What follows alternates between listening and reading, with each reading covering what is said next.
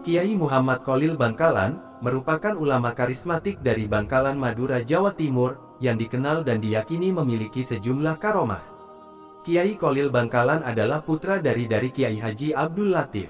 Kiai yang hingga kini namanya dihormati ini, lahir pada tanggal 27 Januari tahun 1820 di Kampung Senenan, Desa Kemayoran, Kecamatan Bangkalan, Kabupaten Bangkalan, Madura, Jawa Timur dengan nama Muhammad Kholil.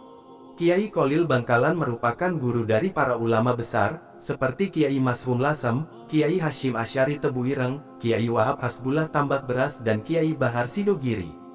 Selain itu, dia juga merupakan guru dari Kiai Haji Hashim Asy'ari pendiri Nahdlatul Ulama NU, dan Kiai Haji Ahmad Dahlan pendiri Muhammadiyah.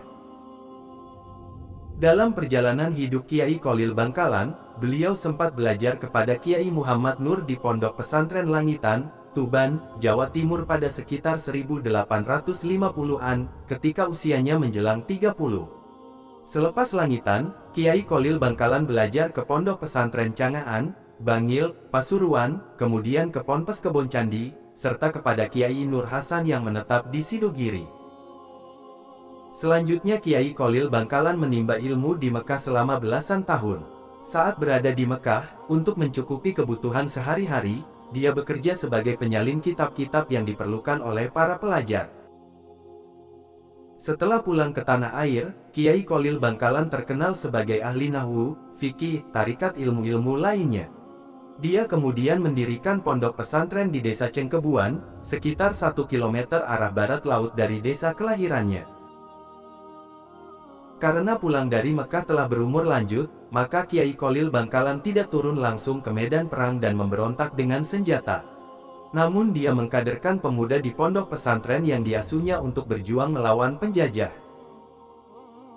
Kiai Muhammad Kholil sendiri pernah ditahan oleh penjajah Belanda. Dia dituduh melindungi beberapa orang yang terlibat melawan Belanda di pondok pesantrennya. Nah, saat itu terlihat karomah Kiai Kholil Bangkalan membuat santri terkaget-kaget.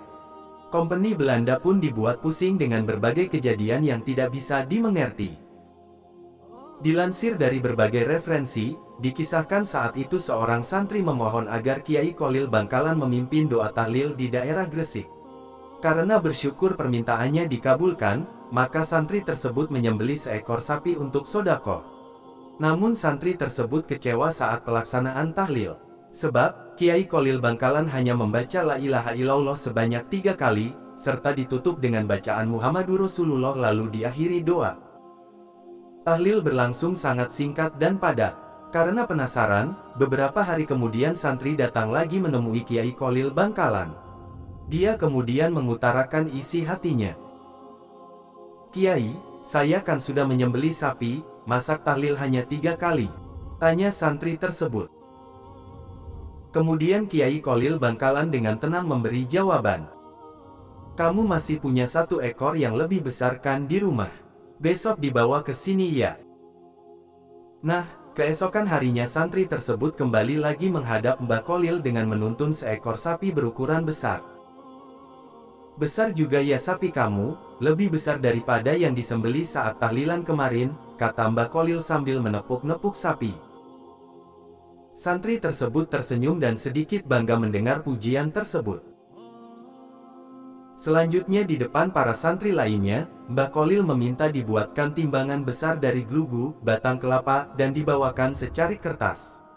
Setelah timbangan dari pohon kelapa telah jadi, sapi milik santri ditambatkan di sisi kiri. Timbangan pun timpang, berat sebelah. Namun yang membuat takjub, Mbah Kholil kemudian menulis kalimat tahlil 3 kali dan kalimat Muhammadur Rasulullah, yang sama persis saat memimpin tahlil di kediaman santri tersebut. Kertas tersebut kemudian ditaruh di timbangan sebelah kanan. Ajaibnya, timbangan jadi berat sebelah ke kanan. Sapi gemuk yang ada di sebelah kiri jadi kalah berat dengan selembar kertas yang ditulis Kiai Kholil Bangkalan. Semua santri yang menyaksikan terkaget-kaget. Begitu juga ketika Belanda menangkap Kiai Kholil Bangkalan dengan harapan para pejuang menyerahkan diri. Tetapi justru ditangkapnya Kiai Kholil malah membuat pusing pihak Belanda pusing karena ada kejadian-kejadian aneh yang tidak bisa dimengerti. Di antaranya seperti tidak bisa dikuncinya pintu penjara, sehingga mereka harus berjaga penuh supaya para tahanan tidak melarikan diri. Di hari-hari selanjutnya, ribuan orang datang ingin menjenguk dan memberi makanan kepada Kiai Kholil Bangkalan, bahkan banyak yang meminta ikut ditahan bersamanya. Kejadian tersebut menjadikan pihak Belanda akhirnya merelakan Kiai Kholil Bangkalan untuk dibebaskan. Salah satu karomah sang kiai yang diyakini para santrinya hingga kini yaitu saat bertempur melawan Belanda. Kiai Kholil Bangkalan mengacau konsentrasi tentara sekutu dengan mengerahkan pasukan lebah gaib. Di saat ribuan ekor lebah menyerang, konsentrasi lawan buyar. Saat konsentrasi lawan buyar itulah, para pejuang gantian menghantam pihak kompeni. Kesaktian lain dari Kiai Kholil Bangkalan adalah kemampuannya menjadi dua. Dia bisa berada di beberapa tempat dalam waktu bersamaan. Pernah ada peristiwa aneh saat beliau mengajar di pesantren. Saat berceramah, Kiai Kholil Bangkalan melakukan sesuatu yang tak terpantau mata. Tiba-tiba baju dan sarung beliau basah kuyup sehingga para santri heran. Teka-teki itu baru terjawab setengah bulan kemudian. Ada seorang nelayan sowan ke Kiai Kholil Bangkalan. Dia mengucapkan terima kasih karena saat perahunya pecah di tengah laut, langsung ditolong Kiai Kholil Bangkalan. Kedatangan nelayan itu membuka tabir. Ternyata saat memberi pengajian, Kiai Kholil Bangkalan dapat pesan agar segera ke pantai untuk menyelamatkan nelayan yang perahunya pecah. Dengan karomah yang dimiliki, dalam sekejap beliau bisa sampai laut dan membantu si nelayan itu. Karomah lainnya saat Kiai Muntaha, mantu Kiai Kholil Bangkalan, membangun masjid di pesantrennya, dan pembangunan masjid tersebut hampir rampung. Suatu hari, masjid yang hampir rampung itu dilihat oleh Kiai Kholil Bangkalan dan ternyata terdapat kesalahan dalam posisi kiblat. Muntaha, arah kiblat masjidmu ini masih belum tepat, ubahlah, ucap Kiai Kholil Bangkalan mengingatkan mantunya yang alim itu. Sebagai seorang alim, Kiai Muntaha tidak percaya begitu saja. Beberapa argumen diajukan untuk memperkuat pendiriannya yang selama ini sudah dianggapnya benar. Melihat mantunya tidak ada tanda-tanda menerima nasihatnya, Kiai Kholil Bangkalan tersenyum sambil berjalan ke arah masjid. Sementara Kiai Muntaha mengikuti di belakangnya. Sesampainya di ruang pengimaman, Kiai Kholil mengambil kayu kecil kemudian melubangi dinding tembok arah kiblat. Muntaha, coba kau lihat lubang ini, bagaimana posisi arah kiblatmu, kata Kiai Kholil sambil memperhatikan mantunya bergegas mendekatkan matanya ke lubang itu. Betapa kagetnya Kiai Muntaha setelah melihat dinding itu. Tak diduganya, lubang yang kecil itu ternyata Ka'bah yang berada di Makkah dapat dilihat dengan jelas di hadapannya. Maka, sadarlah Kiai Muntaha, ternyata arah kiblat masjid yang diyakininya benar selama ini terdapat kesalahan.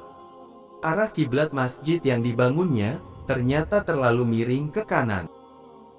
Sejak saat itu, Kiai Muntaha mau mengubah arah kiblat masjidnya sesuai dengan arah yang dilihat dalam lubang tadi.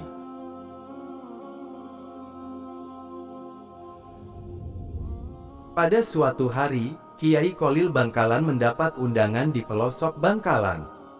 Hari jadi yang ditentukan pun tiba. Para undangan yang berasal dari berbagai daerah berdatangan. Semua tamu ditempatkan di ruang tamu yang cukup besar. Walaupun para tamu sudah datang semua, acara belum ada tanda-tanda dimulai. Menunggu acara belum dimulai, salah seorang tamu tidak sabar lagi. Lalu Fulan yang dikenal sebagai jagoan di daerah itu, berdiri lalu berkata, "Siapa sih yang ditunggu-tunggu kok belum dimulai?" kata si jagoan sambil membentak. Bersamaan dengan itu datang sebuah dokar, siapa lagi kalau bukan Kiai Kholil yang ditunggu-tunggu. "Assalamualaikum," ucap Kiai Kholil sambil menginjakkan kakinya ke lantai tangga paling bawah rumah besar itu. Bersamaan dengan injakan kaki Kiai Kholil, gemparlah semua undangan yang hadir. Rumah menjadi miring. Para undangan tercekam tidak berani menatap Kiai Kholil. Si Fulan yang terkenal jagoan itu ketakutan, nyalinya menjadi kecil melihat kejadian yang selama hidup baru dialami saat itu. Setelah beberapa saat kejadian itu berlangsung, Kiai mengangkat kakinya. Seketika itu, rumah yang miring menjadi tegak seperti sedia kala. Maka berhamburanlah para undangan yang menyambut dan menyalami Kiai Kholil.